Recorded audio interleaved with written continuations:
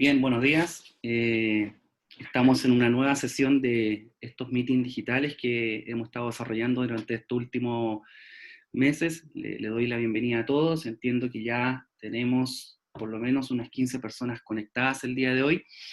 Y el día de hoy trajimos un tema bastante interesante y nuevo que queremos plantear como ISO, trasladando todas las metodologías y técnicas del Customer Experience a lo que es hoy día la experiencia del alumno.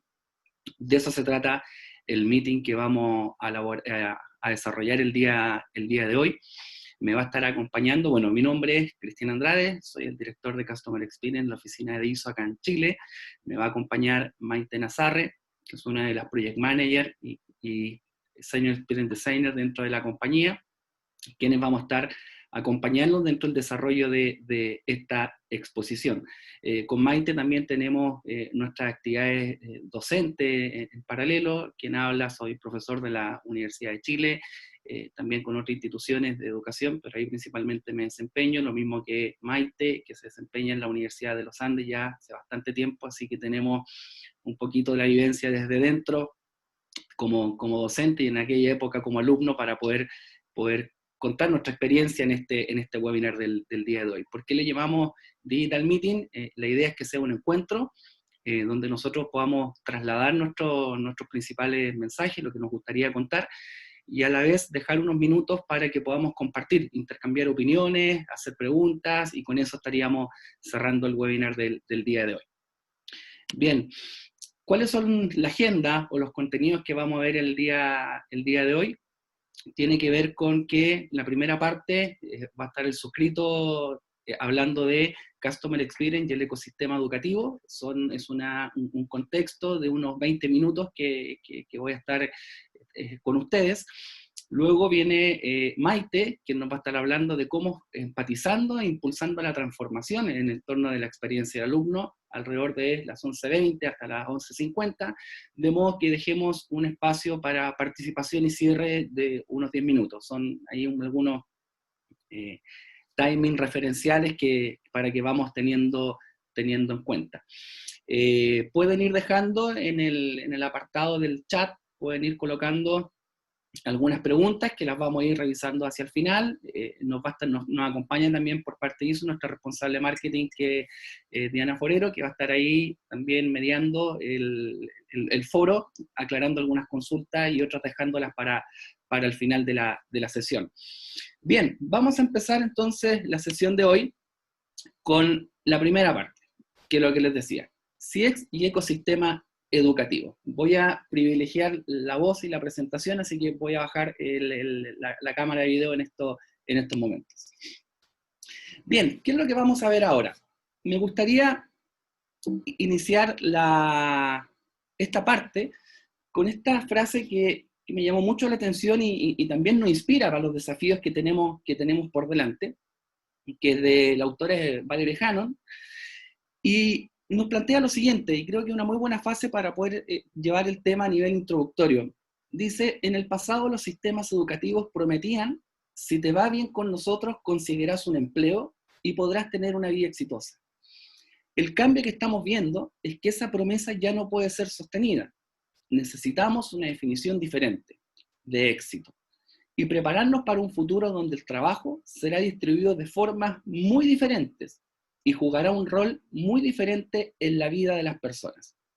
Y la idea con esta introducción es poder hablar en esta primera parte cuál es nuestro ecosistema actual, qué es lo que está ocurriendo como macro tendencia y cuáles serían los ecosistemas del futuro, que por la coyuntura que estamos viviendo con esta pandemia del COVID-19 se han visto también acelerados también otros elementos que se visualizaban, pero hoy día que ya lo estamos viviendo, principalmente continuando toda nuestra vida en formato de la educación a distancia y con tecnologías también que nos lo permiten.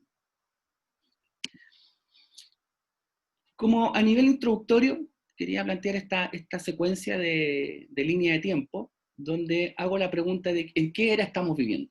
¿Cuál es la era que estamos viviendo? Fíjense en la escala de tiempo.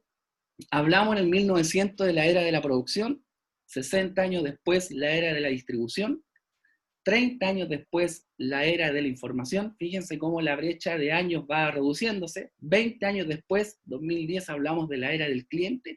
Y hoy estamos en el año 2020. Cuando decimos el mañana, se traduce también en un hoy. No han pasado 10 años y ya estamos pensando en una nueva era. Hay muchos planteamientos, pero lo dejo a nivel de reflexión. ¿De qué era la que estamos viviendo ahora? ¿Estamos viviendo una era de transformación? ¿Estamos viviendo una era digital? ¿Estamos viviendo una era de las personas? La más importancia a través de las personas, o sea, detrás de un cliente hay una persona, detrás de un alumno hay una persona, detrás de un colaborador hay una persona. ¿Estamos viviendo esa era? ¿O estamos viendo la era de las experiencias, donde estamos buscando también vivir experiencias? Y ya no solo elementos como commodity. Entonces, esto nos muestra lo acelerado que va el mundo, lo acelerado que estamos viviendo alguna instancia en nuestras vidas, y esta escala de tiempo que te muestra 60, 30, 20 años, ahora han pasado 10 y ya estamos en otra era. En algún momento tendremos que llegar a una convención de cuál es la era que estamos viviendo, pero por lo menos quiero plantear un poco la interrogante. ¿Qué era la que estamos transformándonos? ¿Digitales? ¿Las personas? ¿Las experiencias? ¿Qué es lo que estamos en el mañana que incluso se traduce en el día de hoy? Y es así donde el Customer Experience es una disciplina que nace desde el trabajo de las personas y con las personas, generando ese vínculo como un elemento de transformación, como una estrategia. Y este va a ser nuestro paraguas, con lo cual vamos a tratar el tema. Estamos hablando dentro del Customer Experience, cómo llevamos estas metodologías, estas prácticas y estas técnicas enfocadas al mundo del alumno. ¿Qué es lo que es el Customer Experience en lo global? En lo global, el Customer Experience hoy día ya es una corriente, es una tendencia que ya no se puede ignorar. En esta gráfica de Temkin Group nos muestra que solo el 36% de una muestra importante de compañías con altos niveles de ingreso, solo un 36% dice que lo ignora. Eso te quiere decir que ya es una corriente. Hay unos que están en una etapa de exploración con un 23%, aquellos que están movilizando, los que lo llevan en un carácter más operacional, los que ya lo tienen totalmente embebido en las compañías. Sin embargo, ¿qué es lo que te muestra esta gráfica? Que es de hace 3 años atrás incluso, estamos hablando del 2017, 2 años y algo, hablamos que solamente un 36% lo ignora. Pero en cambio todo el mundo, de alguna u otra manera, el resto, está iniciando su trayecto, está reconociendo al Customer Experience como ¿qué? Como una estrategia de diferenciación. En esta gráfica de Forrester nos dice que la experiencia de cliente es utilizada para materializar y llevar a cabo estrategias de diferenciación. O sea, las compañías cuando una vez reconocen y conocen el mundo del Customer Experience, reconocen una estrategia para poder diferenciarse. O me quiero diferenciar de la industria, o me quiero diferenciar del todo, que son las dos primeras barras que ustedes pueden ver acá. Sin embargo, en contraposición, te dice que a veces no lo conocemos, no conocemos cuál es la estrategia de la compañía en torno al Customer Experience, o definitivamente tenemos las intenciones, pero no hay metas explícitas en torno al Customer Experience. Entonces, ¿qué es lo que quiero decir con estas dos primeras slides? Estamos hablando de una estrategia de diferenciación y que ya es una corriente y una tendencia que lleva unos buenos años incorporándose en las compañías, siendo muy pocas las que realmente al día de hoy lo están ignorando. Ahora, le he hablado en las slides anteriores qué es lo que es el Customer Experience, pero no les dije ninguna definición. La idea ahora es poder entregarles una definición. El Customer Experience, ¿qué es lo que es? Como les decía, es una estrategia y que se informa y que se enfoca en generar un vínculo emocional entre el usuario y la organización que impacte en los comportamientos de estos y en las decisiones futuras que desea la organización en torno a ellos.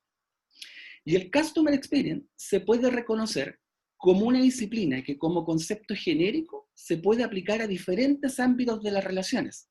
¿Qué ámbitos de las relaciones? Por ejemplo, tenemos las relaciones tradicionales de las compañías directamente a las personas, que es lo denominado B2C. Tenemos las relaciones de empresa a empresa, que es el B2B. También tenemos relaciones de persona a persona, que es el P2P. Hoy día a veces tenemos un intermediario, pero es una persona la que solicita, por ejemplo, una movilización y es otra la persona que llega con un vehículo a buscarte. El intermediario es un Uber. Así con otros elementos como un Rappi y otro tipo de aplicación y servicio que nos permite tener una relación P2P con un intermediario generalmente tecnológico que nos permite realizar ese vínculo. y en general a todo ámbito de las organizaciones. Por lo tanto, cuando hablamos de la disciplina Customer Experience, la entendemos con un concepto genérico y que es aplicable a todos estos ámbitos. ¿Y qué es lo que hay en el entorno? Tenemos clientes, tenemos pacientes, tenemos usuarios, consumidores, tenemos empleados, colaboradores, que sin ellos o sin la experiencia que generamos en ellos, difícilmente también podemos trabajar o pensar en la experiencia que vamos a generar en nuestros clientes. Hablamos también de la experiencia a nivel de ciudadano. La relación que tenemos en nuestra sociedad, también generamos una experiencia a través de las políticas públicas, como vimos con los servicios públicos, etc. Hay una experiencia a nivel ciudadano. Y también el concepto que nos conlleva el día de hoy, que es el concepto de los alumnos. ¿Y qué es lo que hay en el concepto de los alumnos? ¿Qué es lo que hay en el entorno del alumno? El alumno por sí solo no está solo, que es una de las primeras cosas que queremos trasladar el día de hoy. El alumno en sí no está solo en esto.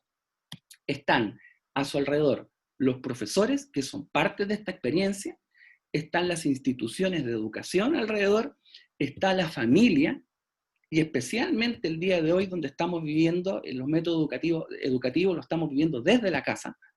Estamos hablando de los apoderados, quienes tenemos la responsabilidad sobre nuestros hijos o quienes tutelamos como alumnos. La tecnología también es parte de la experiencia. Los medios que tenemos para poder generar y vivir una experiencia a través de los alumnos. ¿Y cómo lo podemos definir la experiencia del alumno? Que es la experiencia que vive un alumno con una institución, el entorno y los medios para el desempeño educativo. Eso es lo que entendemos como experiencia del alumno, y entendemos que no está solo el alumno, sino que hay todo un entorno que viabiliza y disponibiliza la experiencia que él vive. Ahora, ¿por qué es importante gestionar esta experiencia? Hablamos que el Customer Experience es una estrategia, y es una estrategia como vía para alcanzar nuestros resultados de negocio. ¿Qué es lo que entendemos por los resultados de negocio? Y aquí voy a hacer un paréntesis, no estoy hablando necesariamente de negocio en el ámbito lucrativo, y cierro paréntesis, hablo de negocio en el entendido de los beneficios que queremos lograr. Hablamos de la emoción como el componente esencial de la relación de las personas con las compañías o las organizaciones. ¿Por qué? Porque la emoción es la que genera el recuerdo es el que condiciona estas decisiones futuras, y las decisiones futuras son negocios. Por ejemplo, ¿qué negocio podemos pensar alrededor de la experiencia del alumno? Muy simple, que nos prefiera como institución educativa, que permanezca con nosotros formándose y que nos recomiende como institución educacional.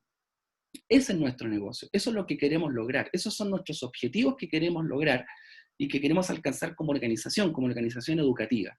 Y entendiendo un poco esta cadena de valor que nace del recuerdo, nace de la emoción, que genera un recuerdo condiciona decisión futura, y la decisión futura es un negocio para que nos prefiera, permanezca con nosotros o nos recomiende. ¿Qué es lo que tenemos actualmente como ecosistema educativo actual? Hablamos de lo global versus lo local. Y este es un concepto que aparece como local, que lo encontré en una fuente de ecosistemas educativos para la transformación de la sociedad del Global Education Futures, que lo plantea, ya viene planteando los temas transformacionales desde el año 2018, y nos plantea lo siguiente: tenemos necesidades personales y colectivas dentro del ciclo de vida del aprendizaje. En el ámbito local, tenemos las instituciones educativas existentes, instituciones futuras que nacen, incluso a veces como add-on, como complemento, y que son absolutamente necesarias a las existentes, y herramientas que lo permiten integrar, que son los sistemas educativos que tenemos localmente. Sin embargo, sobre lo alto, hay un ecosistema educativo global.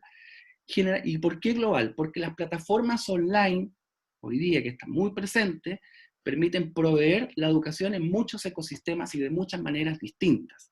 Entonces, el ecosistema educativo actual se moviliza tanto en lo global como en lo local.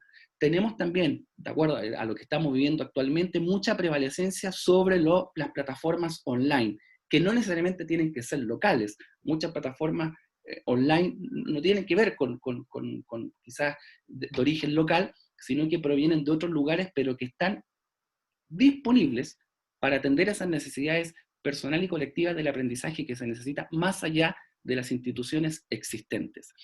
Un poco en este sistema educativo en el cual nos estamos moviendo actualmente.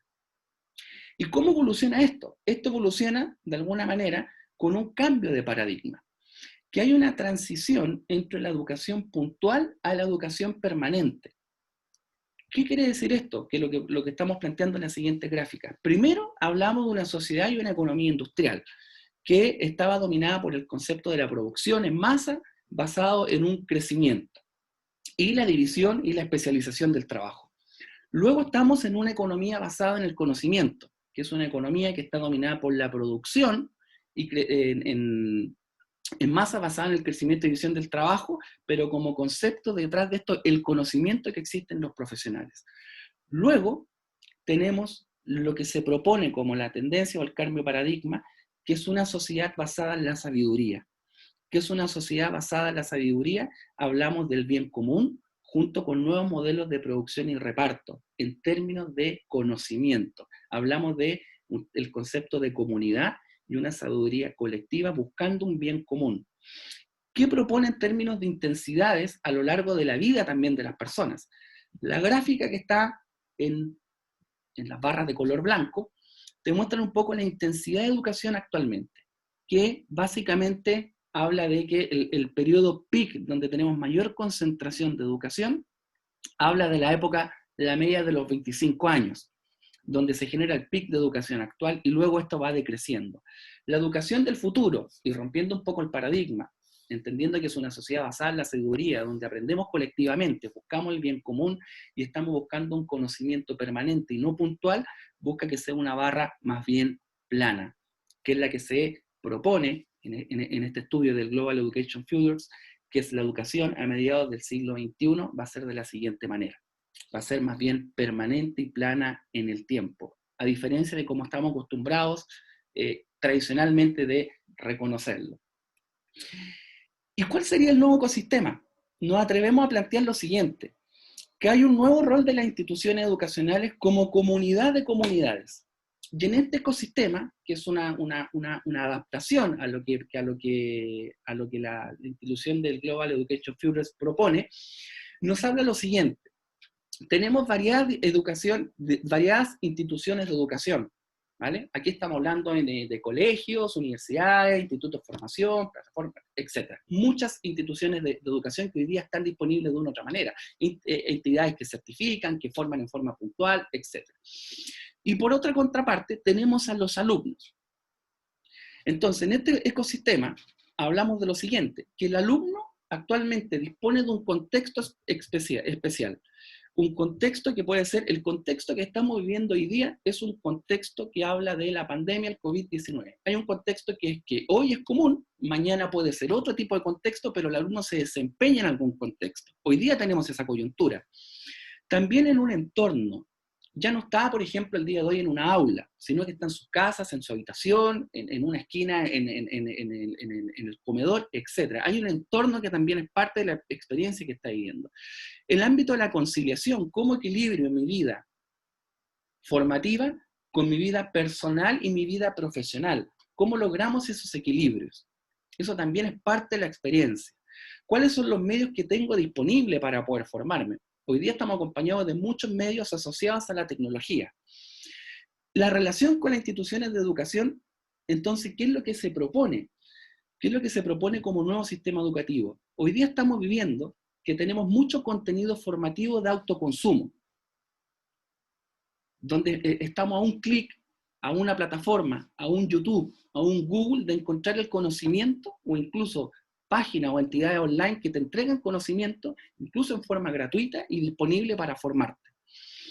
Esto, naturalmente, va a empezar a generar una comunidad y lo que se propone es que las instituciones tienen que ser parte de esa comunidad de comunidades, porque yo, que puedo disponer de un conocimiento, lo comparto con mi comunidad inmediata y quizás parte de esa comunidad inmediata tiene que ser parte de una comunidad o un amparo de una institución de educación que tiene el desafío de acercarte a estas formas de adquirir conocimiento. ¿Qué es lo que estas instituciones de educación están llamadas a hacer? Que es una educación basada en competencias, en vez de títulos de grados. Hoy día lo que se buscan son las competencias, el conocimiento especializado, programas modulares, destreza, programas específicos, en vez de lograr lo clásico que estamos acostumbrados a tener un título de grado, después un posgrado, y seguimos hablando con los postítulos y posgrado. Aquí lo que se está proponiendo es que la institución de educación, entendiendo que los alumnos y las personas tienen hoy día comunidades y entornos que les permiten formarse, ser parte de esto, entregando distintos tipos de programas educativos y competencias, acercarse a esto. El otro polo dice que es integrado a ecosistemas educativos para aprendizaje permanente, lo que acabo de mencionar. Hablamos que las instituciones deben ser una incubación permanente de ecosistemas, redes y plataformas para futuras por sectores que quizás queramos aportar, abriéndose a la sociedad como polo de innovaciones, tecnologías socioculturales. ¿Qué es lo que buscamos como output en este nuevo ecosistema? Es esa capacidad de innovación o esa capacidad de emprendimiento. Hablamos anteriormente que hablamos de la época de la sabiduría y el bien común. ¿Cómo logramos con esta comunidad y el bien común encontrar capacidades de innovación y emprendimiento que nos permitan generar innovaciones tecnológicas, socioculturales y establecer redes y ecosistemas por sectores, teniendo en consideración que el sistema educativo debe ser distinto, debe ser integrado y debe ser a su vez con programas que están conceptualizados de una manera distinta como hoy día lo conocemos. Y por el otro output que buscamos también está el concepto de la empleabilidad, por supuesto. No solamente vamos a hablar de capacidad de innovación y emprendimiento, también tenemos que tener en consideración que esta formación o este conocimiento que estoy adquiriendo también me va a servir para lograr emplearme. Y por parte del alumno, ¿qué es lo que tenemos que considerar? Tenemos que considerar que tenemos una gran diversidad de tipos de estudiantes. Son todos distintos, con una gran variedad de experiencias de aprendizaje distintas. ¿Por qué? Por el entorno o este micro ecosistema que acompaña al alumno. Y es una educación también basada en equipos, aprendizaje basado en proyectos y en juegos, una forma distinta de poder aprender. Quizás no es leer un libro de quizás cómo generar o sembrar algún tipo de alimento, sino que lo viva con otros en un proyecto que permita sembrar ese alimento. Entonces son métodos de forma y aprendizaje distintos, que en este ecosistema, que planteamos como nuevo ecosistema educativo de acuerdo a los desafíos que tenemos por delante, estamos llamados de alguna manera a observar. ¿Qué es lo que tenemos? Como para ir cerrando ya este bloque. Hoy el contexto exige que analicemos y comprendamos en profundidad la experiencia del alumno, de modo que podamos emprender mejoras sobre las interacciones que éste vive. También nos encontramos en un momento para diseñar e innovar en métodos educativos no convencionales, que impacten la experiencia y resultados del alumno, su entorno y la institución. Y por último, es que el proceso de transformación digital tenemos que tener muy en cuenta que ya ocurrió. Esto no es que vaya a venir, ya ocurrió, ya está acá. Hay la coyuntura que estamos viviendo quizás nos ayudó a acelerar un poco esta transformación, pero la transformación ya ocurrió, ya está con nosotros, y dejemos de hablar de un poco de transformación, porque ya estamos viviendo este proceso digital en el ámbito educativo, especialmente, que es lo que nos conlleva, y el desafío es cómo nos adaptamos. Por lo tanto, la gran pregunta que quiero dejar, y que Maite nos va a ayudar después a entregar algunas respuestas a esta pregunta, es cómo podemos transformar la experiencia del alumno asegurando que actuamos sobre las palancas correctas, que estamos atendiendo todo lo que tenemos que atender, en consideración que lo que vimos en este bloque es que el alumno no está solo en su entorno, de acuerdo a la experiencia que está viviendo, y también hay un ecosistema actual y un ecosistema futuro que nos está esperando a la vuelta de la esquina, donde va a establecer su proceso educativo, formativo y por ende su experiencia. Bueno, en el bloque que viene, Maite, que ya está ahí con su cámara habilitada, nos va a acompañar entregando un poco las respuestas a esta pregunta que dejamos planteado en este ámbito respecto al ecosistema. Bueno, Maite, adelante. Muchas gracias, Cristian. Bueno, le doy el más cordial saludo a todos los asistentes que nos acompañan. Efectivamente, tal como dice Cristian, la idea es ahora podamos pasar como una segunda parte de este Digital Meeting, en donde vamos a hablar acerca de cómo empatizar e impulsar esta transformación de la experiencia educativa. Para quienes, digamos, no estuvieron al inicio de la sesión, mi nombre es Maite Nazarre y yo voy a estar acompañándolos durante esta segunda parte. Y efectivamente espero que podamos entonces trasladarles algunas herramientas, digamos, en este periodo de tiempo que tenemos, para que ustedes se lleven algo concreto, que en definitiva les pueda ser bastante útil para inspirarse y también para repensar cómo estamos trabajando hoy. Me quiero detener, digamos, en esta pregunta que Cristian la planteó anteriormente, que dice, ¿cómo podemos transformar la experiencia educacional asegurando que actuamos sobre las palancas correctas? Yo creo que ese es como el gran desafío, que en definitiva nosotros decimos, ok, estamos sumamente claros que tenemos que hacer algo, pero ¿cómo avanzamos a paso más cierto, más seguro, que nos dé más confianza y nos sintamos más cómodos? Hoy día este gran desafío tiene que ver con que nos estamos comunicando a través de la pantalla. Hoy día ustedes me ven a través de una pantalla, hoy día nosotros trabajamos a través de una pantalla, y esto en definitiva, en el ámbito de la educación, no quiere decir que sea algo que en definitiva va a ser para siempre así. Probablemente llegó para quedarse, sí, pero vamos a volver quizás en algún momento a tener clases presenciales, etcétera. Sí, la respuesta es que sí.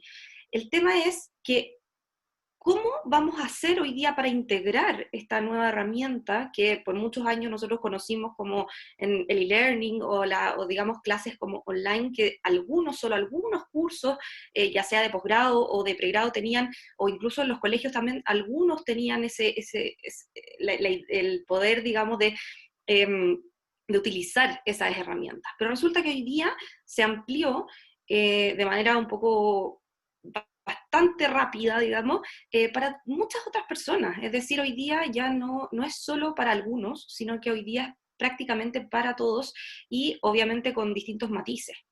Porque, bueno, ustedes serán muy conscientes, digamos, de que las realidades hoy día son bastante distintas y podemos estar quizás en una clase online en vivo, pero también hay otros contextos educativos en los que hoy día la educación se traslada a cápsulas quizás que se le hacen llegar a los alumnos para que puedan revisar, etc. Entonces, hay distintos formatos, hay distintas modalidades, pero todo esto a través de la pantalla, lo cual le añade como de cierta manera una dificultad adicional que probablemente no estábamos preparados. Porque en realidad, ¿cómo es que estamos reaccionando hoy día? Nosotros estamos utilizando la tecnología, pero también estamos utilizando mucho la intuición. Es decir, hoy día hay una transformación que claramente fue digital por digamos, el contexto en el que estamos, pero también fue cultural. Es decir, tuvimos que cambiar, digamos, de manera muy rápida o muy acelerada, y esto fue en todos los sectores y especialmente en la educación.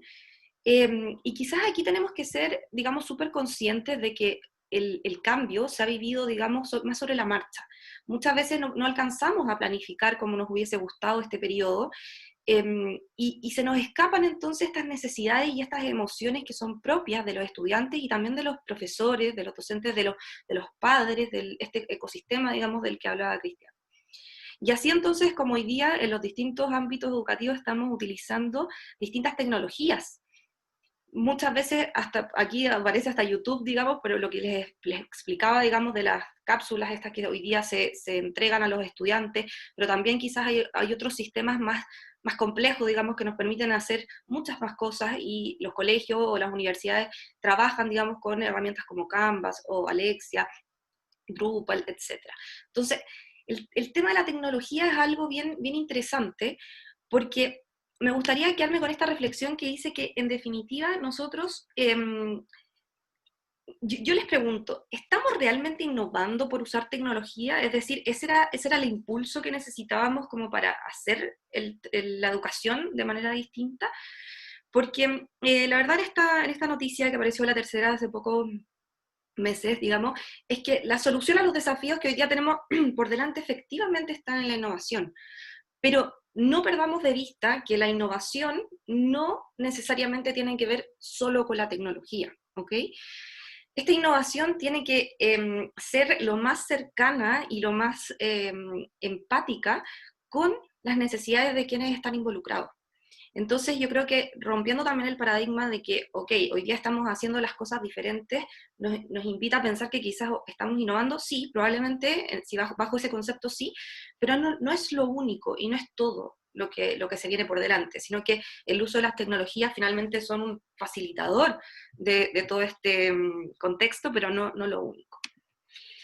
Y aquí entonces nos encontramos con estos tres grandes actores, digamos, que interactúan permanentemente, digamos, en el ecosistema, que sería el docente y la entidad educativa como tal, donde acá, en definitiva, están modificando sus metodologías, los contenidos, las técnicas para poder llegar mejor a los alumnos, pero no olvidemos que todo eso en el contexto en el que también el docente y las personas que trabajan en la entidad educativa también lo están haciendo de una manera como compatibilizando su vida, digamos, están tratando de mostrarse muy disponibles y flexibles, pero están compatibilizando con su realidad actual también. Por el lado de los padres, apoderados, tutores, etcétera, ¿qué es lo que ocurre? Hay mucha quizás desinformación, probablemente algunos se sienten un poco confundidos o en busca de orientación de qué es lo que está aprendiendo y qué es lo que no está aprendiendo el estudiante. ¿Está siendo útil esto que digamos, está funcionando como debería? Y por otro lado tenemos entonces al estudiante, que es una persona que está asistiendo a las clases online, o no, digamos, está lidiando con la ansiedad, está teniendo un montón de distractores que antes quizás no tenía, y, o probablemente eran muchos menos quizás, y está teniendo también que cumplir con sus responsabilidades, digamos, en el hogar. Entonces, esto nos invita de cierta manera a generar esta transformación y esta flexibilización de la experiencia educativa, que es como el único camino, digamos, ya no tenemos otro. Porque aquí yo les hago algunas preguntas que son interesantes de plantearnos. ¿Cómo se están compatibilizando las responsabilidades de los distintos actores que les acabo de mencionar con el estrés propio de esta emergencia? Sabemos que estamos en una situación de emergencia que se ha extendido más de lo que quizás nos hubiese gustado, pero hay una sensación de estrés, claramente, estrés emocional de parte de todas las personas. ¿Cuál es el rol y la participación de los profesores, o sea, de los apoderados, los tutores o los padres, digamos? ¿Cuáles son sus necesidades en este momento? ¿Sabemos nosotros realmente cómo está viviendo la experiencia de la clase online el estudiante?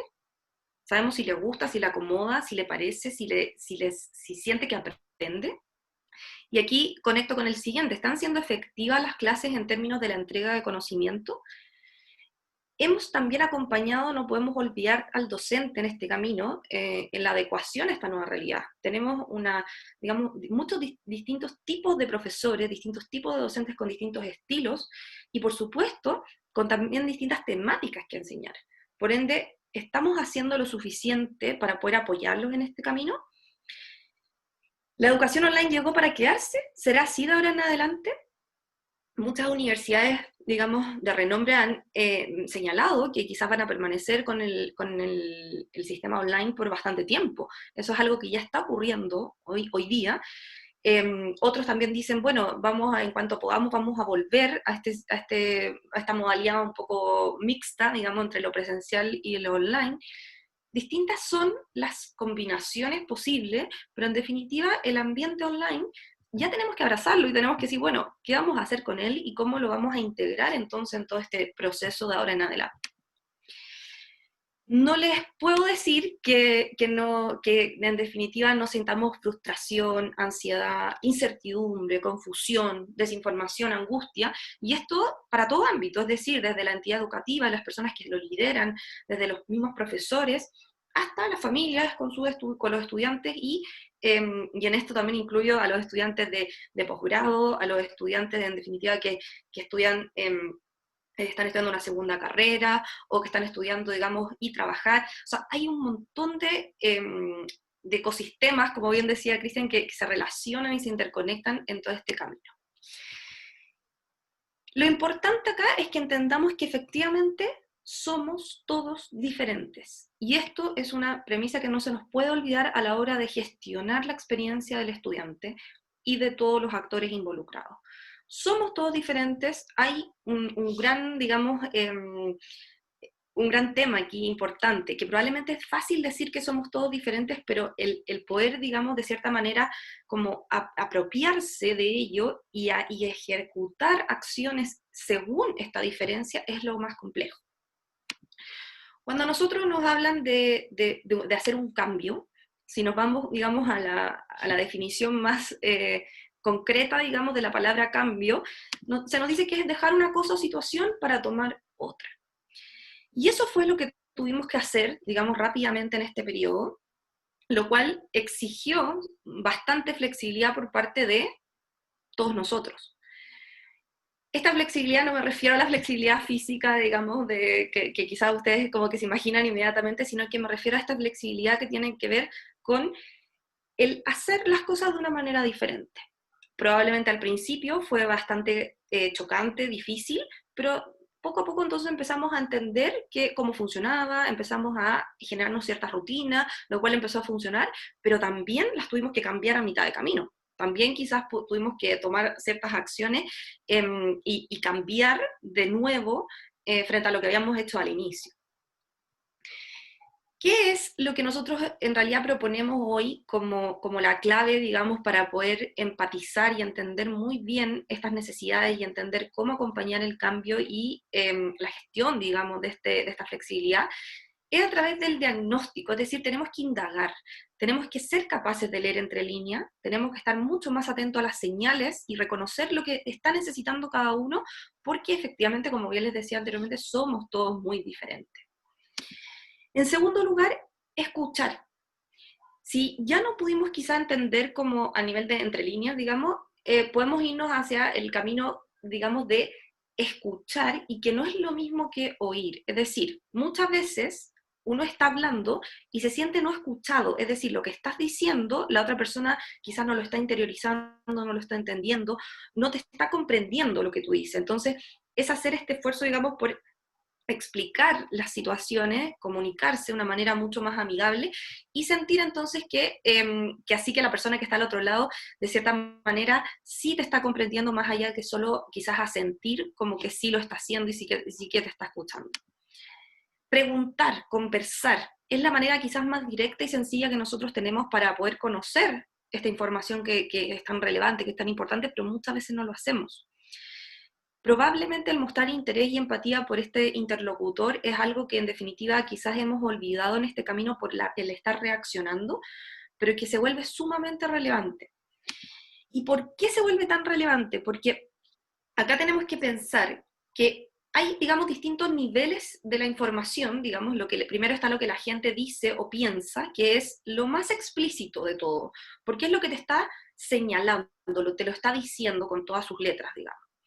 Luego está lo que la persona hace o utiliza. Y quizás ahí es cuando ya entonces tú tienes que quizás leer un poquito más entre líneas donde estás observando, estás viendo lo que está pasando. Pero también hay una capa mucho más profunda que tiene que ver con el sentir.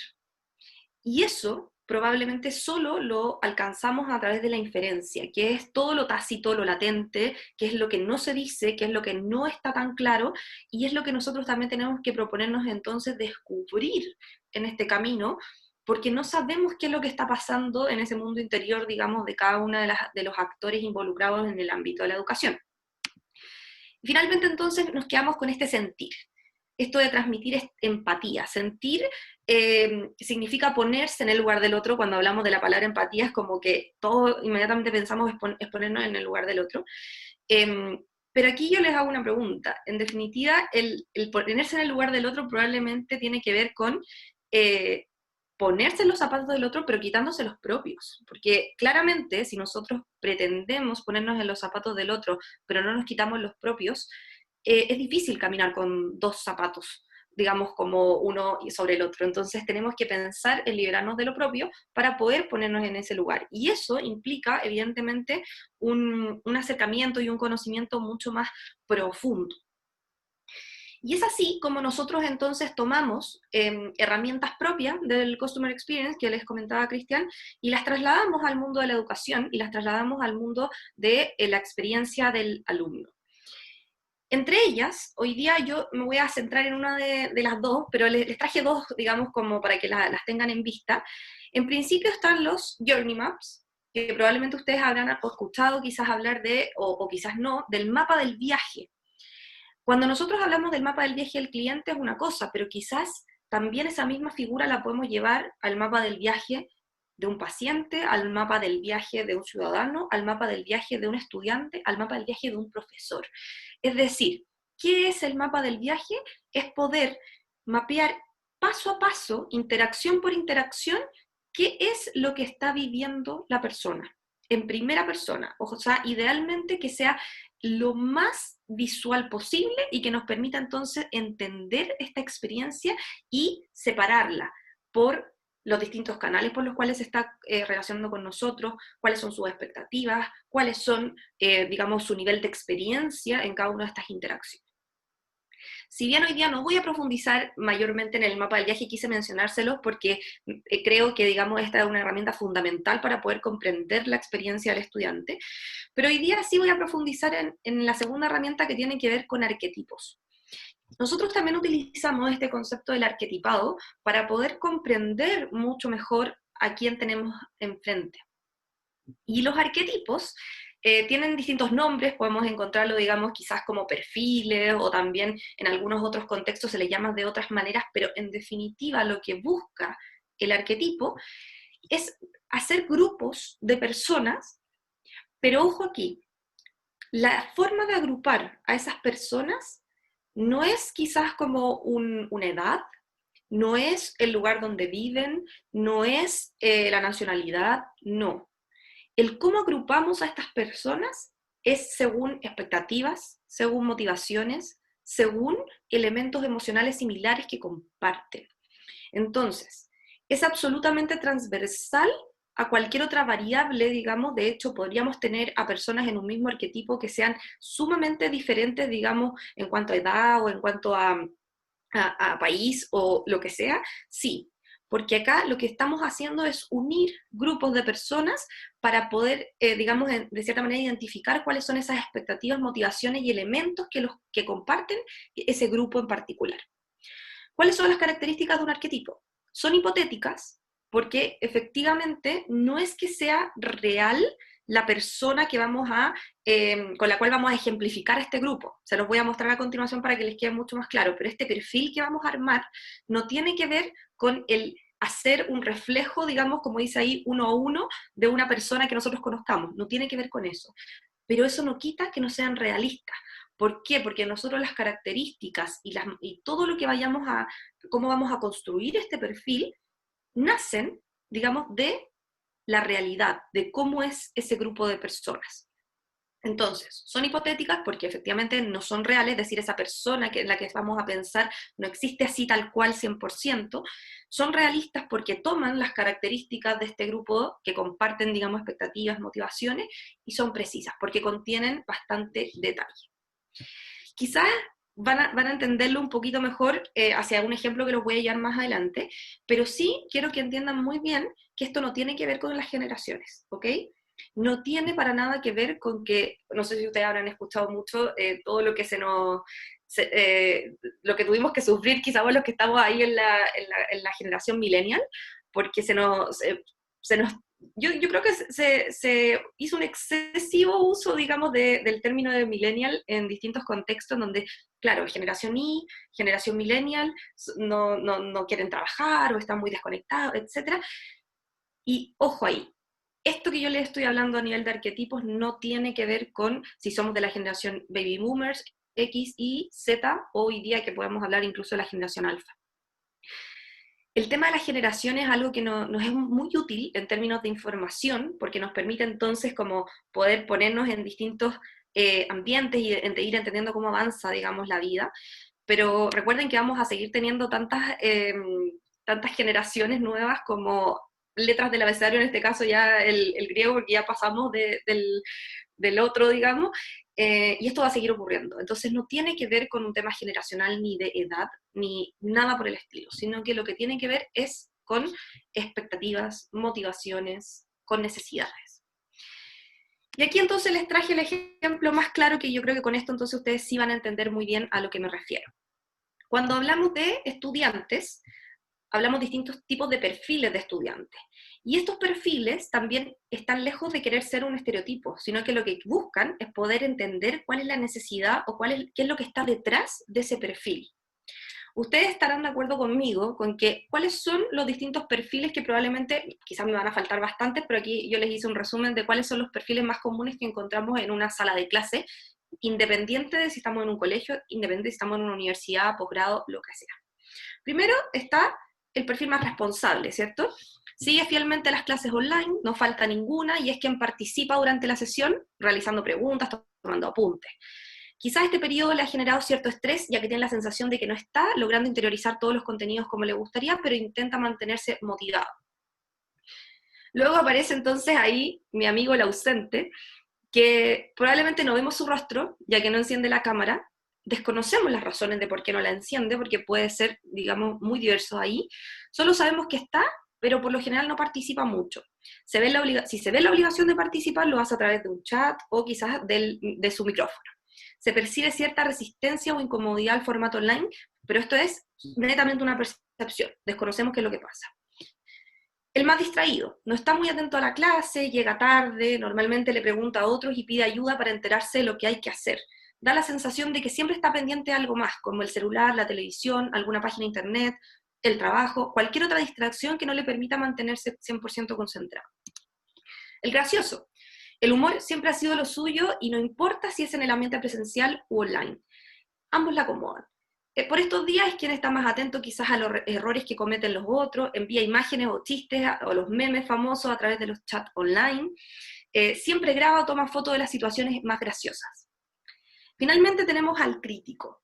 ¿Quién es el crítico? Por lo general manifiesta su descontento o busca alternativas para intentar bajar la carga o disminuir las responsabilidades.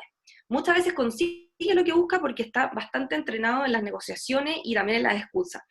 Es la voz de sus compañeros y no duda en alzarla cada vez que sea necesario para conseguir lo que desea. Se muestra algo desmotivado y aburrido con las clases online, ya que siente que no funcionan como debería. Recuerden que es súper crítico. Entonces, bien, con este como compendio, quizás lo que quiero mostrarles es que más allá de que estemos hablando de una edad, de que estemos hablando de, digamos, una generación o de lo que sea, estamos hablando de personalidades. Y esas personalidades son las que nos hacen conectarnos a través de los arquetipos en base a necesidades, en base a motivaciones, en base a preocupaciones, a dolores. Y es así entonces como el arquetipo nos invita a analizar patrones y se transforma entonces en una ficha, digamos, en concreto, que nos permite a todos mirar y de entender a quién le estamos hablando. Es decir, nosotros cuando vayamos a tomar una iniciativa o poner en marcha un plan de acción, es que podamos decir, a esa persona es la que tengo que dirigirme y hablarle. Entonces, por eso entonces que buscamos estos patrones, los unimos en base a eso, y entonces así luego facilitamos los procesos de comprensión y diseño de experiencia para que sean mucho más personalizadas y acorde entonces a las necesidades de cada uno de estos usuarios. Los arquetipos, de cierta manera, nos invita a pensar que no todos los alumnos son iguales. Estas expectativas y necesidades son efectivamente distintas y las palancas para entregar experiencias únicas tenemos que descubrirlas. No podemos tomar entonces una acción si es que no sabemos muy bien quién es la persona que la va a recibir, porque tenemos que entender cuál es la necesidad y la motivación entonces que está detrás de ello. Einstein nos dice que la locura, digamos, es hacer lo mismo una y otra vez y esperar resultados distintos.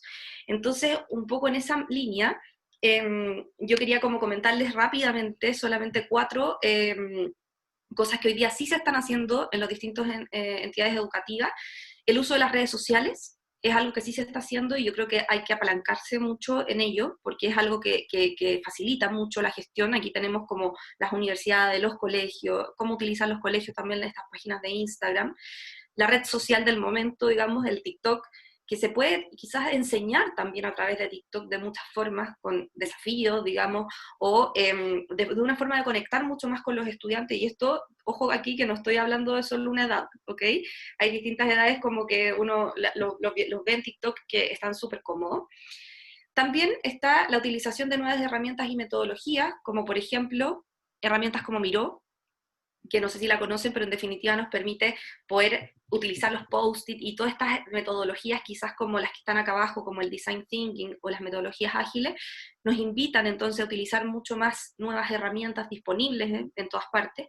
La utilización de videos que los mismos profesores, estas cápsulas que realizan, el cómo entonces aprendemos a editar videos, a utilizar YouTube o quizás otros elementos, y finalmente entonces también conectamos con este concepto del aula invertida, que hoy día en definitiva es una forma, digamos, de entender que el tema presencial y el online llegaron como para quedarse, pero de manera mixta, ¿ok? Que probablemente muchas cosas que es necesario que el alumno viva de manera presencial no las van a perder, porque las relaciones interpersonales, todo lo que tiene que generarse allí es algo que tiene que estar en el futuro, pero sí quizás podemos extraer entonces desde lo online todo lo que nos sirva y nos sea bastante útil entonces para que podamos facilitar ese aprendizaje y aprovechar la presencialidad. Y finalmente entonces replantearnos también las evaluaciones, porque probablemente nosotros tenemos que entender que los formatos de evaluación hoy día son quizás los que están sufriendo más cambios y deben sufrir más cambios. Y aquí entonces conectamos un poco con lo que mencionaba Cristian del aprendizaje quizás basado en proyectos, utilizar la gamificación también quizás para poder evaluar a los estudiantes, y es algo en lo que tenemos que replantear. Yo creo que la invitación, digamos, para ir cerrando entonces, es que los hallazgos positivos que hayan surgido, digamos, de todo en este camino, permanezcan como buenas prácticas en el tiempo, es decir, no las abandonen. No, lo que ya les funcionó entonces en este contexto, manténganlo. Yo creo firmemente, y conecto entonces con esta cita, es que hay una oportunidad real frente a nosotros, y yo diría que es un fuerte deseo también de las distintas entidades educacionales, es poder crear esta experiencia educativa que sea significativa e impactante, y brindarles realmente experiencia que valoren y aprecien, y que no olviden, que generen recuerdo para, de cierta manera también, conectemos y los fidelicemos de ahí en adelante. Toda esta transformación, sin duda que requiere lluvia fina. ¿A qué nos referimos con esto? Con que las transformaciones no son cambios radicales, sino que son pequeñas acciones, pequeños detalles que van logrando entonces transformar los comportamientos en rutinas. Y yo creo que ese es el camino correcto, es decir, si ustedes están bajo la lluvia, digamos, fina, terminan por mojarse. Y ese es un poco el mensaje que queremos entregarles hoy, que todas estas pequeñas acciones entonces van contribuyendo hacia el camino a la transformación. Sin recetas, sin fórmulas, porque todos los contextos son diferentes, todos los tipos de estudiantes, profesores y entidades educativas son distintos y tienen distintos recursos también, así que solamente invitarlos a hacerse muy amigos de este profundo conocimiento del usuario que tenemos por delante, más allá, digamos, de seguir cualquier regla o cualquier norma. Así es que los dejamos invitados entonces a esta transformación de impacto en la experiencia en el ámbito educativo. Creo que terminé 2 minutitos pasada, pero para dejar estos minutos que nos quedan entonces para resolver cualquier duda o pregunta que ustedes tengan, ahí vamos a estar con Cristian entonces resolviendo esas dudas. Muchas gracias por la presentación, Maite. También quiero agradecer a la audiencia que tenemos. Me confirman que tenemos 58 personas conectadas, así que muchas gracias por estar acá, por escucharnos. Arrancamos esta sesión con 15 personas conectadas en línea, y ha sido una sorpresa y también un agrado tener una audiencia también numerosa que esperamos les sea de utilidad. Veo que hay algunas preguntas, vamos a ir tratando de irlas contestando. Hay algunas que están en el chat y otras que están en el foro. Carlos González nos pregunta lo siguiente, nos dice: ¿qué departamento dentro de una universidad ustedes recomiendan que se dedique a la gestión de la experiencia del estudiante? ¿O hay que crear un departamento nuevo para eso? Carlos, mira, en general esta misma pregunta se nos hace al interior de las compañías, que de dónde debe nacer el área de CX. En general, nosotros lo que proponemos es que, independiente del lugar o el área en la cual se germine esta gestión del CX, sea un área que tenga la capacidad de convocar a toda la organización y sea tanto transversal como vertical. Hay distintos modelos de gobierno que te pueden permitir en una primera etapa tener una figura más bien descentralizada, donde quizás juntas a distintas áreas de la universidad y en una forma de comité empiezan a trabajar en el ámbito de la experiencia, y existen otras figuras de gobierno más centralizadas, donde ya tienes una figura de CX en el ámbito de las compañías internamente. Hace un par de años atrás, te hablo 4 o 5 años atrás no existía tan presencialmente la figura de un gerente, un subgerente de CIEX, al día de hoy sí ya existe. Y es porque parte de figura más o descentralizada o porque emerge de algún área en particular, calidad, canales, marketing, incluso tengo la experiencia de conocer desde que el ámbito CIEX nace desde la tecnología o área de operación. Entonces, más allá del área en particular, la respuesta sería es tratar de unificar a la organización lo más transversalmente posible en torno a esto. El modelo de gobierno adecuado se define en función también de cómo esté estructurada tu institución y en función de los actores que estén ahí. Sí, complementando, Cristian, un poco, efectivamente, como dice Cristian, Carlos, hay algunas universidades en particular y algunos colegios también que ya están como, digamos, un paso adelante, digamos, en ese sentido y están creando estas áreas de experiencia del estudiante. Mi recomendación es que en definitiva se empiece a gestionar con los recursos que estén disponibles en el momento, digamos, en donde sí haya quizás una persona como más enfocada en esto en un principio y que podamos llegar entonces en algún punto a generar estas áreas de experiencia porque son fundamentales, porque conectan, como dice Cristian, todas las áreas de las distintas unidades académicas, por ejemplo, o los distintos, digamos, asignaturas del colegio, o digamos, las distintas ramas que estemos enseñando. Entonces yo te diría que sí, es fundamental y tiene mucho que ver también con la fidelización que le vamos haciendo a nuestros estudiantes y a las familias también. Acá veo otra pregunta, Cristian dice, Marco dice...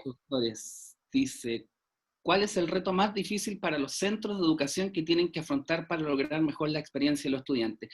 Creo que eso, a criterio nuestro, incluso viviéndolo un poquito desde dentro, creo que el estar en conocimiento acabado de quiénes son los estudiantes y su entorno, qué es lo que vive, es la clave también para entender después qué mejoras o qué transformaciones debemos realizar. Podemos ir desde los formatos hasta también qué tipo de conocimiento buscan. Entonces yo creo que el reto más difícil, o incluso el primer camino, es darse el tiempo de conocer a ese alumno, a ese estudiante, sea en un colegio, en una institución, en una universidad, y qué es lo que vive en completitud. De modo que con eso podamos después establecer los pasos para diseñar e innovar. O sea, si no nos damos el tiempo de conocer profundamente al alumno, a su entorno, los medios, un poco lo que hablábamos, difícilmente va a poder estar diseñando o innovando porque puedo estar a ciegas. Incluso yo creo que el desafío más difícil es darse un poquito ese tiempo, invertir ese tiempo en conocer e invertir ese conocimiento profundo de lo que es el cliente. Constanza nos hace otra pregunta más. Sí, es que agregar algo es que hay también en el chat vi una pregunta que creo que no lo mencionáis, por eso lo quiero aclarar. Efectivamente, como bien nos preguntaban por allí, lo que yo les expliqué de los arquetipos, les hice el ejemplo hoy día con los arquetipos de los estudiantes, pero también aplica para arquetipos de docentes, aplica para arquetipos de apoderados, por ejemplo, o de padres o tutores, aplican todos los contextos porque la idea entonces es, según la necesidad que nosotros tengamos al interior de la entidad educativa, entonces poder direccionar la generación de estos arquetipos en función de ello. Yo creo que el del estudiante es como el central, digamos, pero eso no quiere decir que sea el único. Perdón, ahí Cristian, volvemos. Sí. Vamos, sí, es que estoy pasándome entre las preguntas y los chats. Ahora estoy solo en el bloque preguntas y respuestas. Mira, Constanza Arellano nos dice, hola, soy directora de un colegio en el que estamos hace tiempo trabajando con metodología BP, aula invertida, modelo de competencias, pero lamentablemente los programas de estudio Mineduc son un escollo en el trabajo. Mientras no cambien las políticas educacionales, ¿cómo se avanza? Bueno, eso es una gran pregunta porque también eso nos está un poco alimentando de un feedback que refuerza lo que planteábamos un poco en el ecosistema, de que no se está solamente solo como una institución de educación, sino que hay todo un entorno que incide.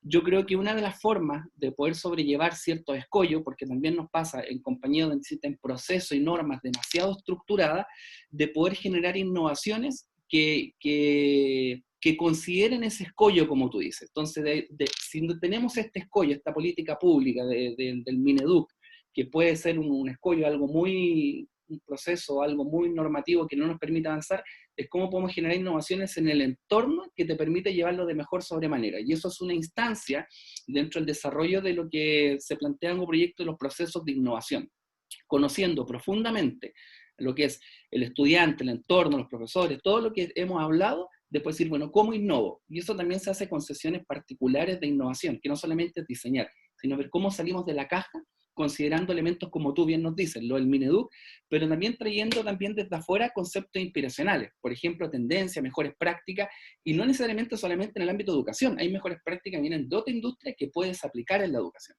Entonces, porque difícilmente nos vamos a proponer cambiar una política o algo del Mineduc, pero sí podemos tratar cómo eso lo podemos complementar con cosas que lo pueden sobrellevar de mejor manera. Voy a abrir el Efectivamente. ámbito de preguntas y respuestas. Espera, voy a abrir el chat ahora. Voy a abrir el chat que estaba viendo en el ámbito de preguntas y respuestas. No sé, Maite, ayúdame si es que se me pasó Sí, algo por aquí. yo ya respondí una y la Ya, segunda que está aquí dice, para el arquetipo identificado, ya. estos estudiantes, al tener tanta variedad de programas en mi universidad, 39 posgrados, se piensa delimitar estos arquetipos por área de conocimiento para que no se haga tan grande. ¿Qué opinan ustedes? Mira, acá esto funciona un poco de la misma manera que nosotros también lo aplicamos, digamos, para el mundo, digamos, organizacional. En general, siempre podemos partir de, y esto funciona tanto para el Customer Journey o para el Journey Map que les explicaba, o para los arquetipos, es que tú puedes partir de una base general, en donde probablemente tú puedes hacer un levantamiento a nivel general y indagar entonces en base a la cultura propia de cada entidad educativa, entonces estos arquetipos a nivel general, ¿ok? Que eso ya es un paso adelante. Sí está también la salvedad de que las distintas unidades académicas, por ejemplo, en una universidad son muy distintas unas de otras y tienen necesidades particulares. Por ende, lo correcto sería entonces que después esta bajada se hiciera a nivel de cada unidad académica o facultad, digamos. Eso sería como el paso siguiente, pero a nivel de experiencia del estudiante de la universidad, en este caso como tu pregunta, sí debería ser uno general al principio que les permita también tomar acciones como para el grupo completo, y entonces cada unidad académica sería, sería lo ideal entonces que pudiera profundizar en la generación de los arquetipos propios para su contexto, porque digamos como profesora digamos de la universidad entiendo digamos claramente que estos son mundos totalmente distintos, las carreras que se estudian son mundos completamente diferentes, entonces sí, en ese sentido ese sería como el paso siguiente, pero nosotros siempre decimos que es mejor partir con algo, siempre, porque nos da información, nos da como insights o cierto rumbo, digamos, de hacia dónde tenemos que dirigirnos. Entonces yo diría que por eso es importante tenerlo en consideración. Bien, tengo dos preguntas que hablan un poco lo mismo. Cristóbal nos pregunta, una pregunta, ¿conocen o existe algún benchmark en cuanto a la experiencia del alumno, ya sea a nivel nacional o Latinoamérica o el mundo? Y luego nos pregunta, espectador anónimo, si pueden dar información a todos sobre benchmark de experiencia del alumno a nivel nacional, Latinoamérica, mundial, sería muy bueno. Ok, nos quedamos con esa pregunta. Si gustan, luego nos pueden escribir por interno y podemos, de acuerdo a alguna investigación que hemos realizado, poder quizás entregar algo que se adecue más en lo específico. Pero benchmark, así como en general, así en lo amplio, pues, por ahora no lo tenemos en registro, pero sí cosas muy importantes, por ejemplo, como lo que hace el Global Education Futures, que es una institución bastante importante, te puede entregar antecedentes de lo que estás buscando. Así que los invito a que nos escriban por interno y en base a eso podemos ir entregando la información más particular. Luego nos va diciendo, bueno, Adriana nos dice, excelente conferencia, mucha luz para enfocar a nuestro equipo de educación no presencial de la empresa Confandi. Muchas gracias, Adriana. Luego, ¿podrían contar con el video para socializarlos con el equipo aproximadamente a 300 personas? Sí, vamos a hacer llegar el material y la grabación, y generalmente después de estos meetings publico un artículo en LinkedIn que hace un resumen de qué trata y también te adiciona un link a nuestro canal de YouTube donde se sube esta sesión. Noelia nos dice muchas gracias. Juan Alonso, ¿podrían brindar el nombre del canal de YouTube para poder ver esta charla? Y lo está respondiendo ya Irma. Para el arquetipo identificado, estos estudiantes, al tener tanta variedad de programas, ya la contestamos. Uh-huh. Leonardo nos dice, excelente sesión, lo felicito, gracias Leo. Ahí está Irma, gracias Yadila, excelente presentación. Yadila, acá tenemos una más, Cristian, que es de Sorca, que nos dice, ¿cómo puedes retener o traer más alumnos? Acá, en general, Sorca, yo diría que, en definitiva, esto tiene que ver mucho también con la primera parte de la presentación que comentó Cristian. Nosotros tenemos que entender que la retención del estudiante, digamos, hoy día, está basada como en su experiencia, es decir, cómo vive esa experiencia. si es positiva, probablemente él va a querer permanecer en el tiempo, va a recomendar también, y sus padres también lo van a hacer. Entonces, en definitiva, esa retención y ese atraer más está muy full conectada, digamos, con la emoción que se le genera al estudiante en el contexto educativo, porque esa emoción es la que va a determinar su decisión de permanecer o no permanecer.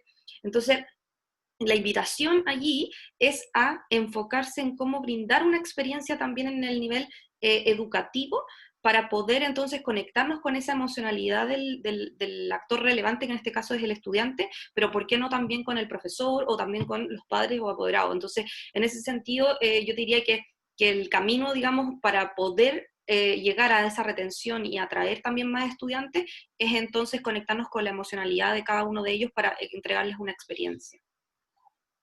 Bien, sí, absolutamente. Eso tiene que ver con lo que planteábamos al inicio, que aquí nosotros proponemos una estrategia de diferenciación que se basa en la experiencia. Y como resultado, tú lo que vas a buscar como organización es retener a los alumnos. Por lo tanto, teniendo ese objetivo de negocio, digamos, súper definido, después todo lo que tú diseñes, innoves y logres también impulsar la transformación tiene que responder a ese objetivo. Yo quiero retener más alumnos. ¿Cuál es la estrategia que te va a acompañar? La estrategia de experiencia. Un poco complementando lo que nos decía Michael. Luego tengo por aquí a María Piedad, que nos dice: muchas gracias, me hubiera encantado profundizar en el mapa del viaje, créeme que a nosotros también, pero el tiempo es limitado, ya que puede ser una excelente herramienta para organizar los aprendizajes de los alumnos y dar pie al trabajo interdisciplinario. María Piedad, te invito a que quedemos en contacto y podemos profundizar en lo que tú nos planteas. Irma nos dice, con este asunto de la pandemia, cómo abordar la investigación de la experiencia sin que esto influya tanto en la respuesta. Yo necesito hacer un Customer Journey del proceso de admisión que ocurrió en enero de 2020. Me parece interesante que te haya llegado eso y lo tengas muy claro de levantarlo y poder realizarlo. Me parece fundamental porque ya presenta cambio a lo que estamos viendo el día de hoy y que lamentablemente no sabemos cuándo irá a acabar, y si acaba también vamos a retomar todo como era antes. Hay muchas cosas que sí, otras cosas que ya van a establecerse como nuestra cotidianidad. Creo que no se me escapa ninguna pregunta. Maite, ahí ayúdame. No, ¿Se solo escapa alguien? complementando, Cristian, la respuesta a Irma, que claro, como que nos consulta un poco como el cómo abordarlo. Yo diría que esto es a través del diseño, digamos, de un proyecto. Tiene que ser un proyecto, digamos, al interior del ámbito educativo, en el cual entonces tú te propones hacer este levantamiento de información. Evidentemente, claro, ahora no vamos a poder profundizar, también como explicaba Cristian, no, tuvimos que elegir en una de las dos herramientas, digamos, pero sí es algo que podemos seguir conversando para poder también orientarte en cómo se diseña este proyecto, digamos, de cara a levantar entonces el viaje de los estudiantes, que puede ser un viaje como acotado a una etapa, como tú bien dices, como de la admisión, o también puede ser más general, digamos, como del ámbito, digamos, de los años, digamos, en que está con nosotros, también puede ser. Entonces tiene distintas formas de abordarse ese mapa del viaje, pero se hace a través del conocimiento profundo del usuario y de poder conectar con ellos a través de sesiones, digamos, de talleres online, entrevistas, etc. Genial, Irma, ahí nos dice, me encantaría continuar en contacto. Sí, genial. Creo que se me está escapando una pregunta de Pablo, que estaba al inicio del todo, que nos dice: gracias, aprovecho de preguntar si en un proyecto de experiencia alumno, entendiendo que en su entorno hay otros actores como profesores, ¿estos se consideran como influenciadores de la experiencia? Te diría que inmediatamente que sí, que creo un actor fundamental como generadores de la experiencia principales. Y si se ha pensado en construir arquetipos de los profesores e incluso de tutores, entendiendo que estos últimos pueden llegar a ser de alguna forma decidores de compras futuras. Absolutamente. Creo que así como mapeamos a los alumnos, también podemos mapear y entender un poco los arquetipos de profesores, tutores y todo el entorno. Cuando hablamos del ecosistema y todos los actores que están involucrados en esto, todas estas técnicas y todo esto que comentamos en detalle en la segunda parte con Maite también puede ser trasladable a los otros actores que son parte de la experiencia del alumno.